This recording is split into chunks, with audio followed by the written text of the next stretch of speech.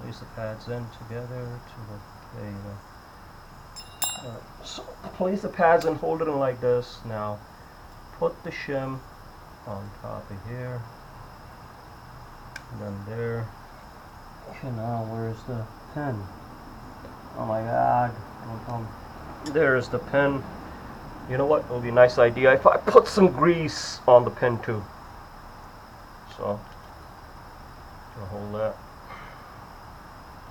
Just a little bit on the tip, so it can go in nice and smooth. There you go, that's the step I was missing. Now, let's line up. Pad number 1 is on. So that's the trick.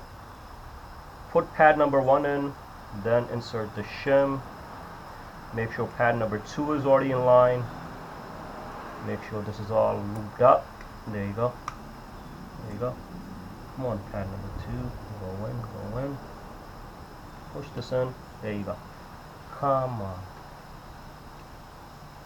There you go. Perfect. Now, let me clean this up a bit. There's grease all over the place. Make sure there's nothing on the pads. Nothing on the outside of the caliper. And you don't want to, if there's any grease or whatever the case it is on the outside, just wipe it with a rag. You don't want to use any brake cleaner, because that's going to take all the grease off, and you don't want that. So just clean it with a rag. There you go. So definitely put some grease on the pin.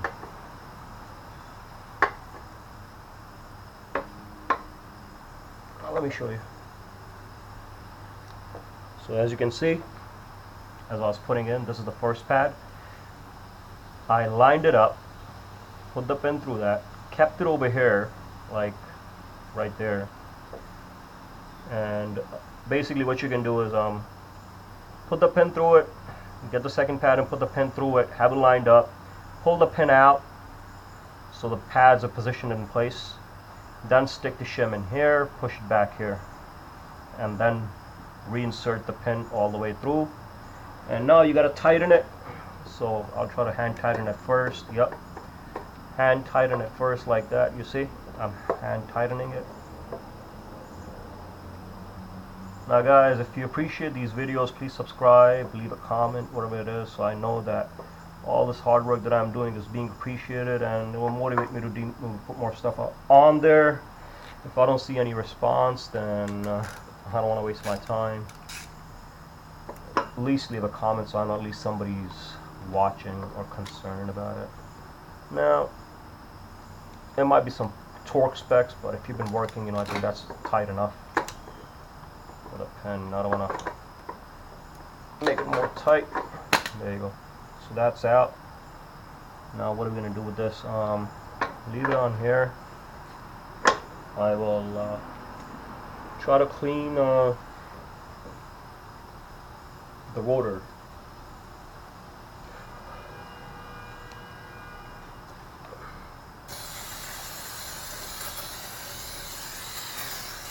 They say you should sand it or whatever it is, but I'm not doing all that. Yeah, my rotor's in good condition. Twist it. There you go. Definitely clean out whatever you can at this point, because otherwise you will not get a chance to clean it out. Here, you know what? I'll spray some brake cleaner on the rag. Here's a trick. Hold it on to the...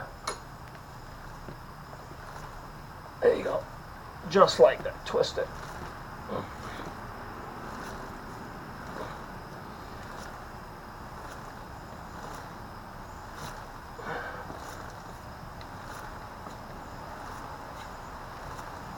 There you go.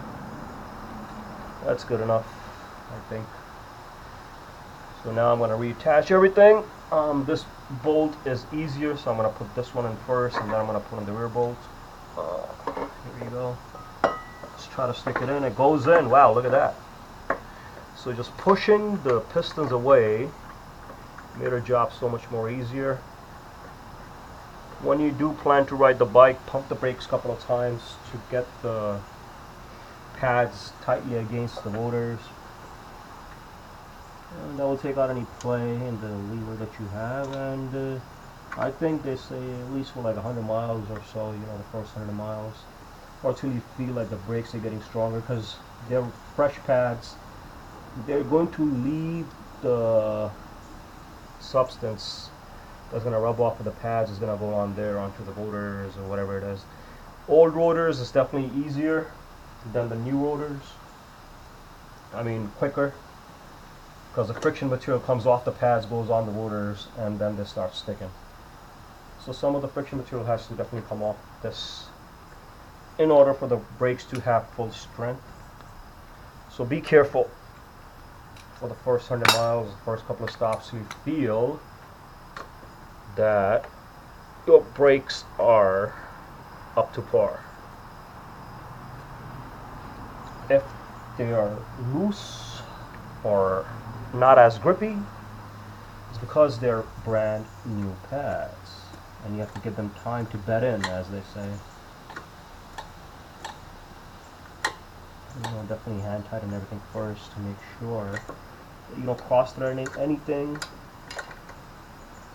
Box end is preferred on this.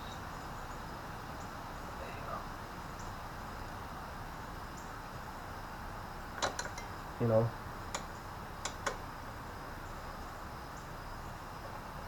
definitely, if you're using a wrench like this, you know, you will not put in too much pressure. If you're using one of these ratcheting things, you will put a lot of pressure on these bolts. So just hand tighten it with this so you have an idea.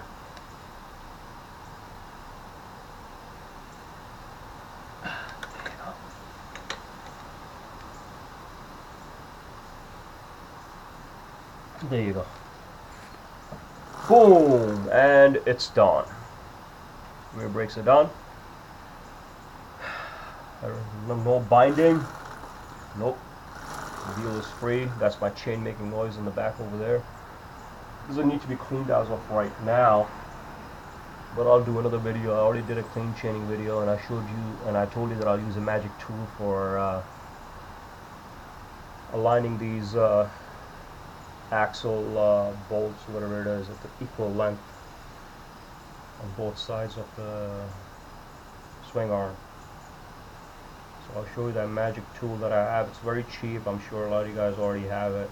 It's amazing. It makes your life so much more easier when I do this next chain alignment or chain tightening, whatever you're going to call it. Okay, so let's move on to the front. Like I said, I'm not throwing these out. I'm keeping these. Leave them here now that we know what we need. Okay. Just take the tools that you need. You need to carry everything with you. This.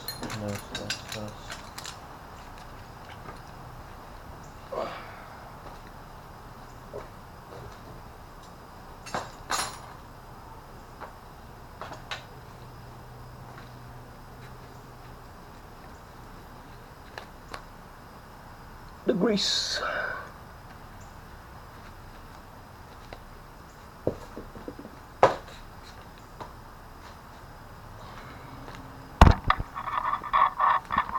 So the lesson that we learned is that we should loosen all the bolts while our caliper is still bolted on the bracket. That makes our life much easier. So that means I'm going to loosen these two bolts, and I'm going to loosen the caliper bolts, the bracket bolts. So these two will be loosened first.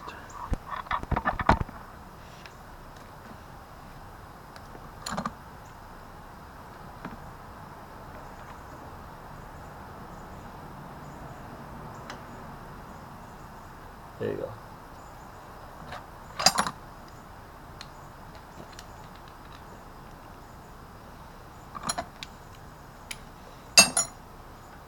Same size.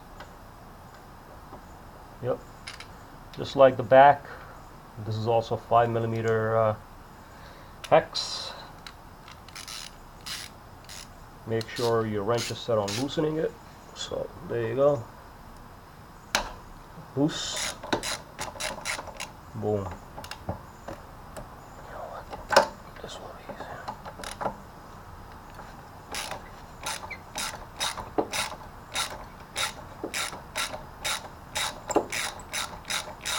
Boom.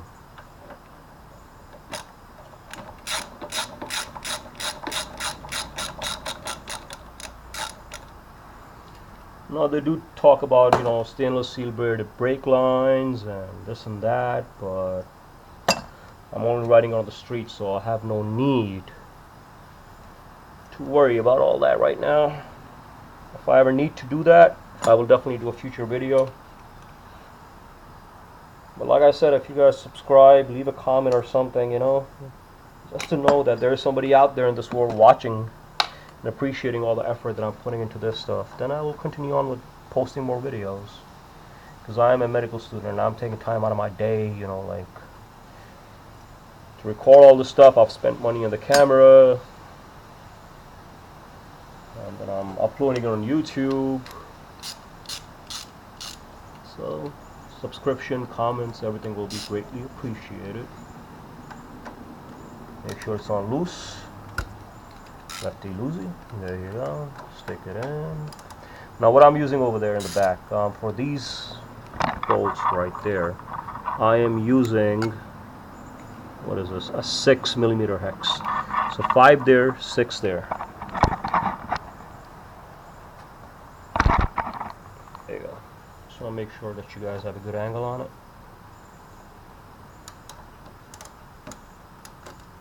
Come on. There you go. Caliper bolt 1 is loose.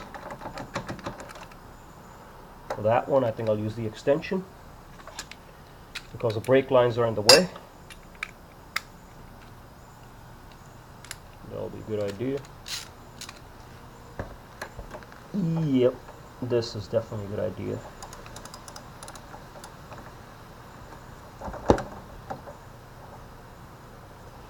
Let me show what I'm talking about. This one was an easy access. Actually, I did not use extension because there was less space over here. But for here, in order to get past the brake lines, I use a little extension right there. I think that's like a 4-inch extension to loosen that. I'll keep it here so you can see what I'm doing. Hold it here and just gently pull it. There you go. Now, as you're taking this off, you will get an idea of how much torque there is from factory on these bolts. You don't need to go crazy with everything, you know. You gotta take everything like one step at a time and gentle and easy. If you have any questions about exactly what torque, you can go online and you can download a Suzuki repair manual actually for free, like I did, and that tells you what torque or whatever you need, you know. But I've been doing brakes on my car or whatever, you know, for a long time. Now this is stuck in there, so this is a trick that I do. I just hit it. There you go, comes out. There you go. This is coming out. Perfect. There you go.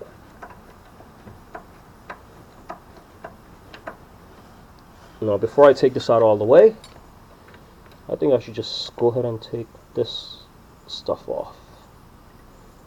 Yeah, you know what? I would just take off these caliper pins all the way before I take off the caliper while the caliper is still attached on there.